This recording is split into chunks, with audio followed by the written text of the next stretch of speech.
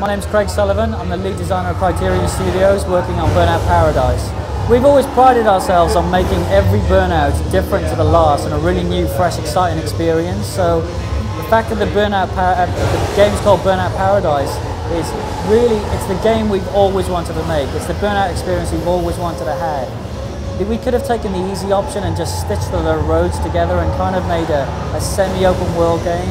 But we really wanted to have a truly unique offline open world experience. So when you're driving the city, the entire city is open from the start of the game. There are no boundaries to where you can go. If you can see it, you can drive to it. So if you're in downtown, you can drive out to the mountains and drive the road out there.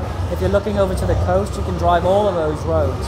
It's something that's really new and fresh and exciting for us, because we don't want to make the game we've made before. We always want to bring something new to the table, and that's what we've done this time around with Burnout-Paradise. We wanted to stay really close to our purity of gameplay, so we didn't want to make the player have to navigate menus and lists of things to start events. We could have done that, we chose not to. So the way you open the events and start the events in Burnout-Paradise, you'll pull up to a junction where there's a set of traffic lights, you slow down, you'll be going about 15 or 20 miles an hour, and you spin your wheels, and that starts the event that's unlocked for that junction. It's really organic and kind of fresh feeling, and it does away completely with front end and lists. The online thing is really important to us. We really wanted to make it a really seamless experience that was really easy to get into. A lot of people find online quite intimidating and can get mixed up and lost in the jargon of online. So in Burnout-Paradise, if you're playing the game offline, you press right on the D-pad once to bring up the list of your friends. This is while you're playing the game. You press right again to send someone an invite, and then when they accept that invite, you can seamlessly, while you're driving around at 200 miles an hour, your world merges with them and they appear in your online game. You can have 8 players online and you can all be driving around.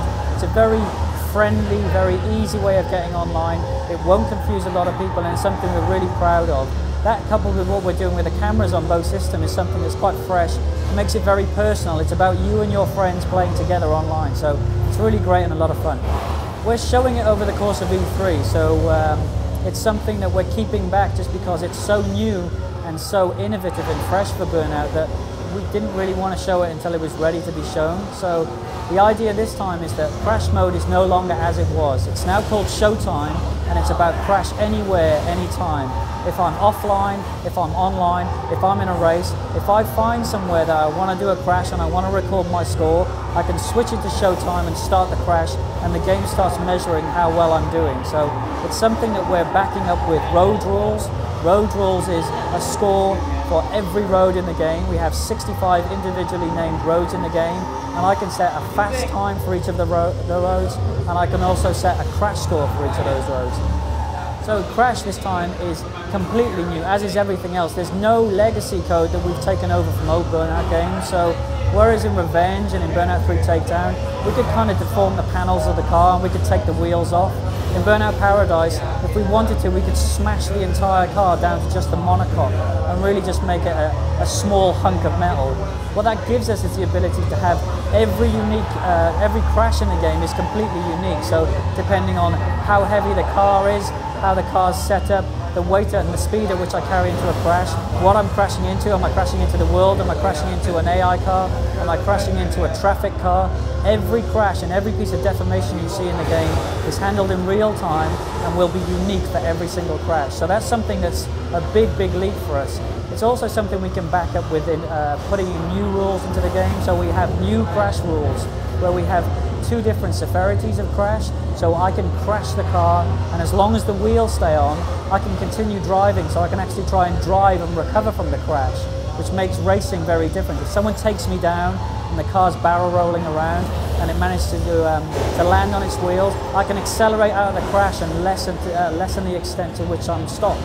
If I crash so hard that the wheels come off, then that's a wrecked state, and we go into a special kind of slow-mo look at the car. We revel in the damage, and then you'll reset back to normal. So it's a big difference. Crashes, the way we're approaching crashes this year is very, very different and very, very unique. Burnout's back. Burnout-Paradise is all about having a fresh, new open world experience unlike any other you've had in a racing game. We've taken the rule book for Burnout and totally ripped it up. You can crash anywhere, you can race anywhere, you can drive anywhere. Online is seamless and it's all about you and your friends interacting in a way you've never had before, using the cameras on both systems. It's a really totally new Burnout game, and it's something that's great and it's a lot of fun.